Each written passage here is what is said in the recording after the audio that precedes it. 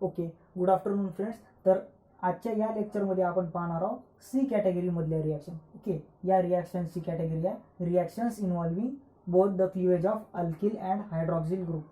समजा बेटा alkyl group आहे, हा कार्बन, हा कार्बन, ओके, हा ऑक्सिजन, हे हायड्रोजन, हा OH बॉन्ड कार्बनलाच अटॅच आहे ना, हायड्रोजन, हा हायड्रोजन.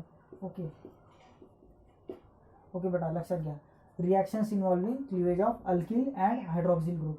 तर हा बॉन्ड बी क्लीव होऊ शकतो आणि हा बॉन्ड बी क्लीव होऊ शकतो आणि हा बॉन्ड सुद्धा क्लीव होऊ शकतो. म्हणजे या कॅटेगरीमध्ये जेवढ्या रिॲक्शन येणार ना मुलांनो, त्या सर्व रिॲक्शनमध्ये हा कार्बन ऑक्सिजन बॉन्ड सुद्धा ब्रेक होऊ शकतो, ऑक्सिजन हायड्रोजन बॉन्ड सुद्धा ब्रेक होऊ शकतो आणि इकडल्या कार्बनच्या हायड्रोजनचा बॉन्ड सुद्धा ब्रेक होऊ शकतो. ओके, म्हणून या कॅटेगरीचं नाव आहे बेटा reactions involving both cleavage of alkyl and hydroxyl group.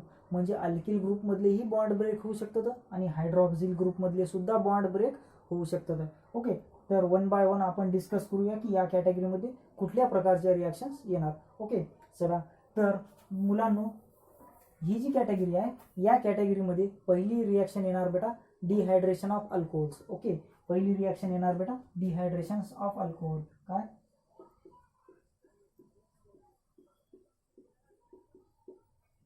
Dehydration or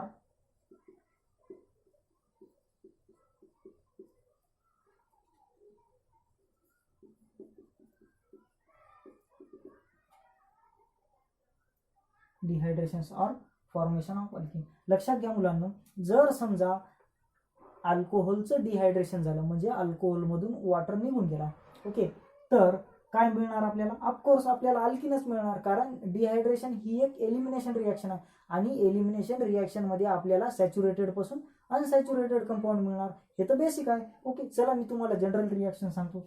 चला, जर समजा हा कार्बन आहे, ओके, या कार्बनला दुसरा कार्बन आहे आणि हे OH ग्रुप आहे. लक्षात घ्या. ओके, OH ग्रुप म्हणजे फंक्शनल ग्रुप ज्या कार्बनला अटॅच असतो त्या कार्बनला अल्फा कार्बन म्हणतात आणि त्याच्या बाजूचा जो कार्बन असतो बेटा त्याच्या एक्झॅक्ट बाजूचा कार्बन म्हणजे बीटा कार्बन आणि बीटा कार्बनला अटॅच असलेले हायड्रोजन म्हणजे बीटा हायड्रोजन. लक्षात घ्या मुलांनो, ज्या वेळेस डिहायड्रेशन होते म्हणजे वॉटर मॉलिक्यूल निघून जाते त्यावेळेस कार्बन अल्फा कार्बनचा OH ग्रुप त्या अल्फा कार्बनच्या OH ग्रुप सोबत बीटा कार्बनचा हायड्रोजन निघून जातो म्हणजे HOH म्हणजे H2O आणि हा जो बॉन्ड आहे ना हा बॉन्ड इथं शिफ्ट होतो म्हणजे कार्बन कार्बन डबल बॉन्ड होणार आणि बेटा ही रिॲक्शन कॉन्सन्ट्रेटेड H2SO4 च्या प्रेझेन्समध्ये होणार आणि काही टेम्परेचर आपल्याला सप्लाय करावं लागणार, जसं की 473 केल्विन. ओके, अशा प्रकारे आहे की नाही. चला तर काय मिळणार बेटा आपल्याला? Carbon carbon double bond, okay, alkene. पहा, डिहायड्रेशन और फॉर्मेशन ऑफ अल्किन आहे की नाही. जर समजा अल्कोहोलचं डिहायड्रेशन केलं आपण तर आपल्याला अल्किन मिळणार. ओके बेटा, फक्त आपल्याला एवढंच आहे का? ओके, फक्त कॉन्सन्ट्रेटेड H2SO4च आपण डिहायड्रेटिंग एजंट म्हणून वापरू शकतो? तसं नाही बेटा, या जागी आपल्याला दुसराही रिएजंट वापरता येते. पण आपल्या सिलेबसला काय दिलेलं आहे? कॉन्सन्ट्रेटेड H2SO4 आणि Al2O3. जर आपण H3PO4 फॉस्फरिक ॲसिड वापरला, जर आपण Al2O3 वापरला, जर आपण P2O5 वापरला, फॉस्फरस पेंटाऑक्साईड, हे तर माहीत आहे आपल्याला, ॲल्युमिना. ओके, हे H3PO4 म्हणजे फॉस्फरिक ॲसिड, हे सुद्धा डिहायड्रेटिंग एजंट आहेत. हे सुद्धा डिहायड्रेटिंग एजंट आहेत बेटा. ओके, फक्त कॉन्सन्ट्रेटेड H2SO4 हा एकटाच डिहायड्रेटिंग एजंट नाही आहे. ओके, हे सुद्धा डिहायड्रेटिंग एजंट्स आहे. पण आपल्या सिलेबसला जनरली कॉन्सन्ट्रेटेड H2SO4 आणि Al2O3 दिल्या जाते. चला तर मग आपण डिहायड्रेशन करूया. ओके, डिहायड्रेशन और फॉर्मेशन ऑफ अल्किन आहे की नाही. लक्षात घ्या मुलांनो, आहे की नाही, अल्फा कार्बनचा OH ग्रुप आहे की नाही, OH group from alpha carbon and hydrogen from beta carbon eliminate होणार, H2O निघून जाणार आणि अल्किन तयार होणार. ओके, पहा पहिलं example CH3 CH2 OH. Okay बेटा, CH3 CH2OH. Okay, CH3 CH2OH आहे की नाही. या कंपाऊंडचं नाव काय आहे बेटा, इथिल अल्कोहोल और इथेनॉल. या CH3 ला या CH2 आणि H असं लिहिलं तर जमेल. ओके, जर आपण समजा याच्यावर काय टाकलं बेटा, कॉन्सन्ट्रेटेड H2SO4, कॉन्सन्ट्रेटेड H2SO4 95%. किती बेटा, 95%. 95% H2SO4 टाकलं आणि आपण याला 443 काय बेटा 443 केल्विन टेम्परेचर दिलं तर पहा बेटा, हा OH आणि हा H इझिली निघून जाणार आणि हा बॉन्ड इथे शिफ्ट होणार आणि आपल्याला काय मिळणार, CH2 double bond CH2 plus H2 as a byproduct. This is called as ethylene or ethene. This compound is known as ethylene or ethene. Alkene. Carbon carbon double bond means alkene. Okay. When we take beta secondary alcohol. Okay. When we take secondary alcohol.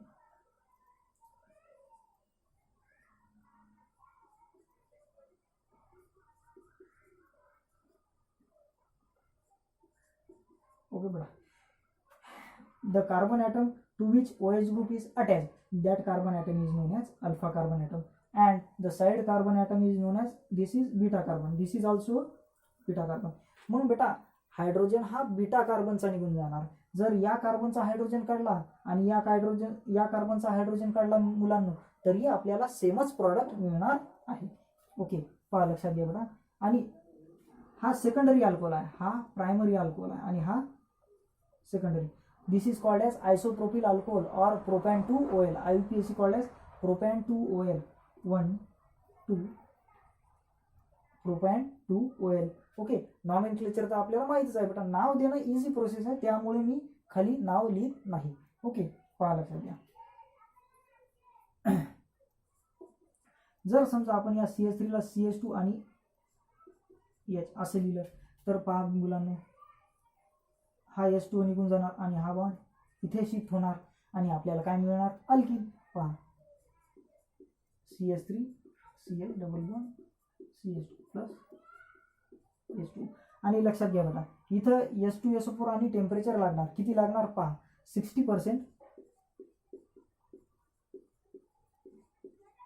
60% H2SO4 आपल्याला लागणार आणि temperature किती लागणार बेटा, 373 kelvin temperature, 373 degree kelvin temperature. Okay, पहा लक्षात घ्या मुलांना. आता तुम्ही म्हणाल इथं कॉन्सन्ट्रेशन जास्त लागलं, इथं कमी लागलं, इथं टेम्परेचर जास्त लागलं, इथं कमी लागलं. पहा ना बेटा, हा प्रायमरी अल्कोहोल आहे, हा सेकंडरी अल्कोहोल आहे. सेकंडरी अल्कोहोल इझिली डिहायड्रेट होतो, है की नाही. प्रायमरी अल्कोहोल पेक्षा सेकंडरी अल्कोहोल इझिली डिहायड्रेट होतो आणि सेकंडरी पेक्षा टर्शरी अल्कोहोल इझिली डिहायड्रेट होतो. म्हणून टर्शरी आता आणखीन हे H2SO4चं कॉन्सन्ट्रेशन कमी होणार आणि टेम्परेचर सुद्धा कमी होणार. ओके, पहा लक्षात घ्या. या अल्किनचं नाव काय आहे मुलांनो, प्रोप1Ne. प्रोप1Ne आहे की नाही, प्रोप1Ne. चला, सेकंडरी अल्कोहोल आणि tertiary alcohol. Okay,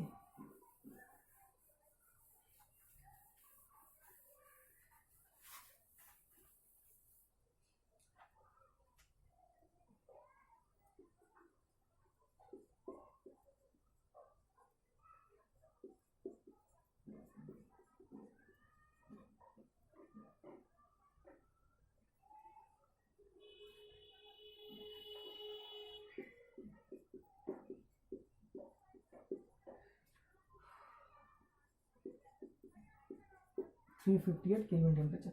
Okay, this carbon is alpha carbon and all these carbon are beta carbon. Okay, we can write this beta carbon as CH2H. Okay, this is eliminated and the double bond shifts here. Again, CH3 C.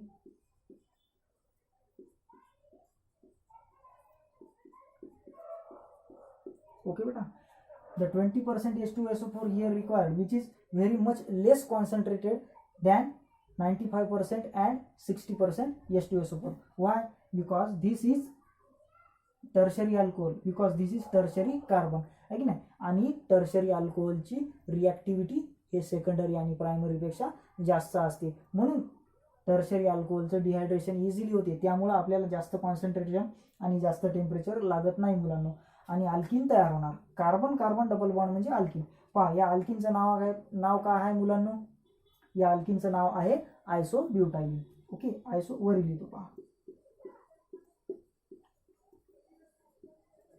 आयसोब्युटाइलिन. और पहा 1 2 3 propyne 2 methyl prop 1 ENE prop 1 ENE 2 methyl prop 1 ENE. Okay मुलांनो, आता माझा तुम्हाला एक सहज प्रश्न आहे. जर ओके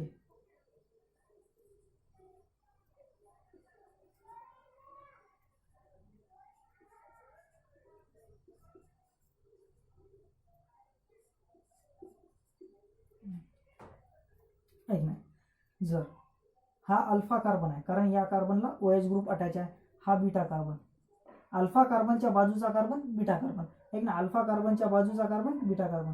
मग आता मला सांगा बेटा, आता आपल्याला आहे की नाही, या कार्बनचा सुद्धा हायड्रोजन निघणार आणि या कार्बनचा सुद्धा हायड्रोजन निघणार. अशा कंडिशनमध्ये मुलांना 2 प्रॉडक्ट मिळत असतील. अशा कंडिशनमध्ये मुलांना 2 प्रॉडक्ट मिळत असते. ओके, लक्षात घ्या.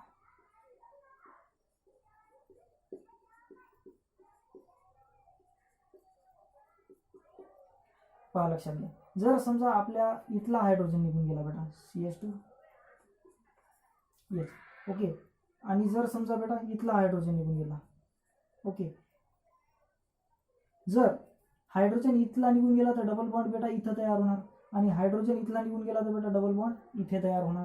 ओके, मग मला सांगा मुलांनो, तर अशा कंडिशनमध्ये 2 प्रॉडक्ट येणार ना. ओके,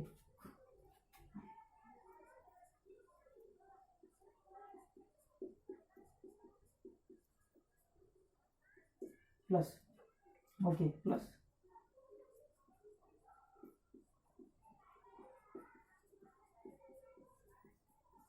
आहे नाही, तर असे 2 प्रॉडक्ट मिळणार बेटा. तर तुम्ही म्हणता याला आपण प्रॉडक्ट ए नाव देऊ, याला आपण प्रॉडक्ट बी नाव देऊ.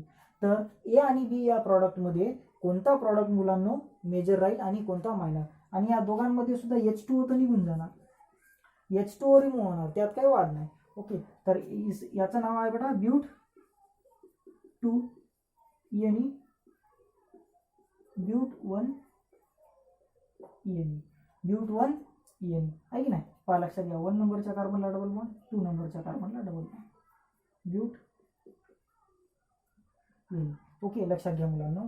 तर मेजर आणि मायनर प्रॉडक्ट ओळखण्यासाठी एक रूल आहे, त्या रूलचं नाव आहे बेटा सेडझेप रूल. आणि सेडझेप रूल काय आहे हे मी तुम्हाला आहे की नाही हॅलोजन डेरिव्हेटिव्ह मध्ये ऑलरेडी शिकवलेलं आहे, तरी मी तुम्हाला डबल सांगणार. ओके, पहा लक्षात घ्या, सेडझेप रूल काय सांगते, ज्या कार्बन कार्बन डबल बॉन्ड भोवती, पहा लक्षात घ्या, ज्या कार्बन कार्बन डबल बॉन्ड भोवती जास्त अल्किल ग्रुप राहणार, ज्या कार्बन कार्बन डबल बॉन्ड भोवती जास्त अल्किल ग्रुप राहणार तो अल्किन मेजर प्रॉडक्ट राहील. म्हणजे या कार्बन कार्बन डबल बॉन्ड भोवती इकडून मिथिल ग्रुप आहे, इकडून मिथिल ग्रुप आहे, पण या कार्बन कार्बन डबल बॉन्ड भोवती इकडून कोणताच अल्किल ग्रुप नाही, म्हणजे हा कमी प्रमाणात तयार होणार, हा जास्त प्रमाणात तयार होणार. Major minor, okay, and the major and minor product is identified on the basis of which rule? Saytzeff rule. Okay, त्या रूलचं नाव काय आहे बेटा सेडझेप रूल. पहा इथं लिहू,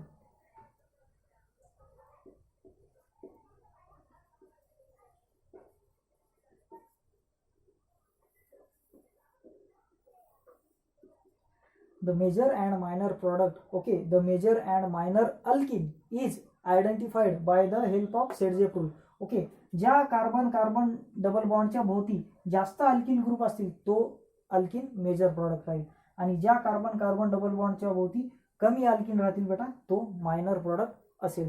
ओके, पहा लक्षात घ्या मुलांनो. आता एक गोष्ट लक्षात घ्या मुलांनो, मी काय म्हणत आहो, हे झालं बेटा डिहायड्रेशन और फॉर्मेशन ऑफ अल्किन. याच्यात एक आणखीन या डिहायड्रेशन मध्ये मी एक आणखीन एक एक्झाम्पल घेणार आहोत. तो एक्झाम्पल आहे की नाही, पहा लक्षात घ्या, ते एक्झाम्पल थोडं कन्फ्यूज करणार आहे, ते एक्झाम्पल आहे ना थोडं कन्फ्यूज करणार आहे, कारण त्या एक्झाम्पलमध्ये मुलांनो अनएक्सपेक्टेड प्रॉडक्ट मिळणार. काय अनएक्सपेक्टेड, जो प्रॉडक्ट आपल्याला अपेक्षित नाही तसा प्रॉडक्ट मिळणार. ओके, कसं काय बघा.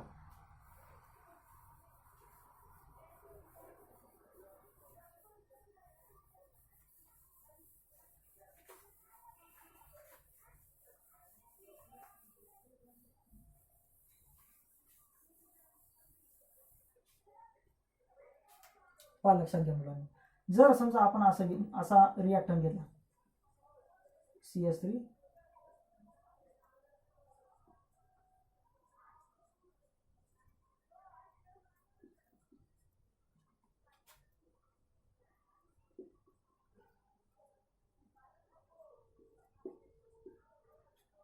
ओके मुलांनो, तर लक्षात घ्या या कंपाऊंडचं नाव काय आहे बेटा, या कंपाऊंडचं नाव आहे 1. Okay 3,3 dimethyl 3,3 dimethyl butan 2OL butan 2OL. जर समजा आपण या प्रॉडक्टचं डिहायड्रेशन केलं बेटा, पहा या कार्बनवर रिमूव्ह व्हायला कुठल्याही प्रकारचा बीटा हायड्रोजन नाही आहे, म्हणजे हायड्रोजन इथून रिमूव्ह होणार एक ना, आपल्याला असं वाटणार. ओके पहा, म्हणजे हायड्रोजन इथून रिमूव्ह होणार.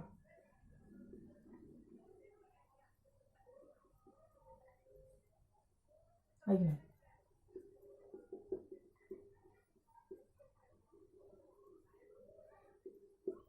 ऐक ना, तर आपल्याला असं वाटणार की हा प्रॉडक्ट असा आहे बेटा CS3C.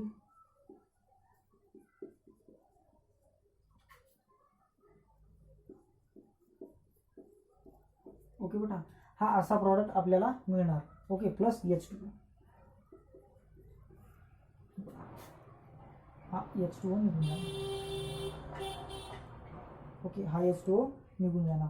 But actually this is a wrong product. The right product is दिस.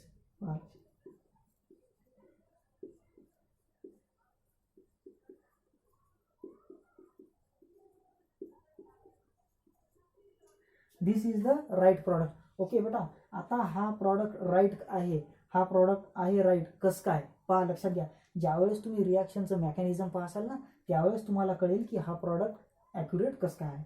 पहा लक्षात घ्या बेटा, म्हणजे हा अनपेक्षित प्रॉडक्ट आहे, पण हा प्रॉडक्ट येतो कसं काय लक्षात घ्या. पहा हा प्रॉडक्ट मी इथं लिहिणार. पहा लक्षात घ्या काय,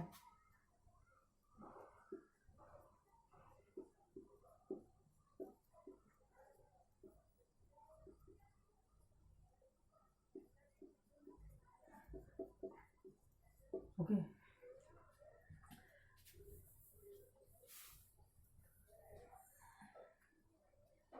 how this unexpected product is form. आता आपण पाहणार आहोत बेटा रिॲक्शनचं मेकॅनिझम. पहा लक्षात घ्या बेटा, आहे की नाही, हा compound. Okay mechanism of reaction. पहा CS3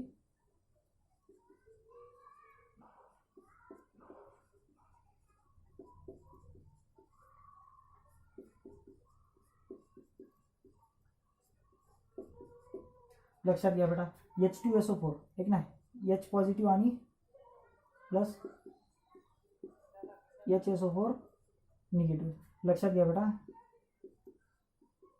हा जो H पॉझिटिव्ह आहे, या H पॉझिटिव्हवर हे अल्कोहोलचे लोन पेअर अटॅक करणार. ओके, आणि अटॅक केल्यावर काय मिळणार बेटा आपल्याला, पहा लक्षात घ्या.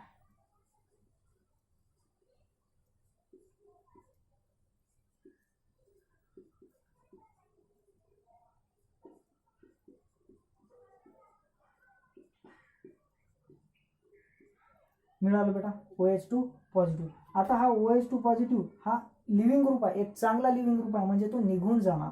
पहा हा बॉन्ड निघून गेला, आणि हा बॉन्ड निघून गेला म्हणजे हे दोन्हीही इलेक्ट्रॉन या H2O सोबत निघून गेले, म्हणजे या कार्बनवर पॉझिटिव्ह चार्ज येणार. पहा हा H2O निघून गेला, या कार्बनवर कोणता चार्ज येणार, पॉझिटिव्ह. पहा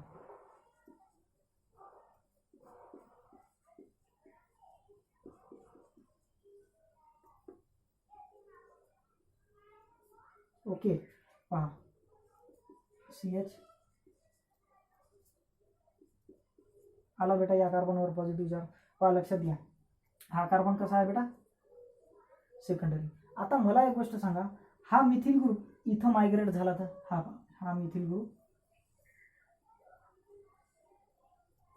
इथे मायग्रेट झाला तर ओके, तर हा पॉझिटिव्ह चार्ज या कार्बनवर येणार आहे की नाही, हा पॉझिटिव्ह चार्ज या कार्बनवर येणार आहे की नाही.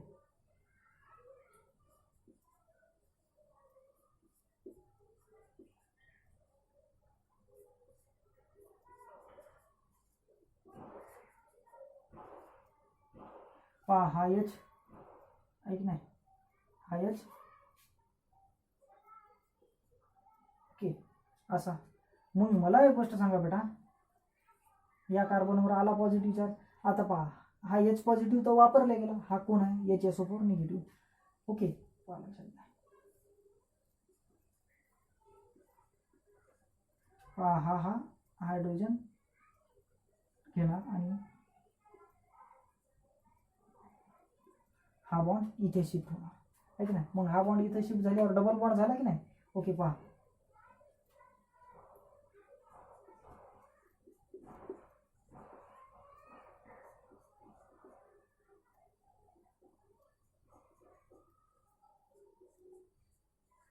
झाला बेटा alkene same. So what is the name of this product, पहा लक्षात घ्या, 1 2 3 and 4. पहा 2,3 2,3 डायमिथिल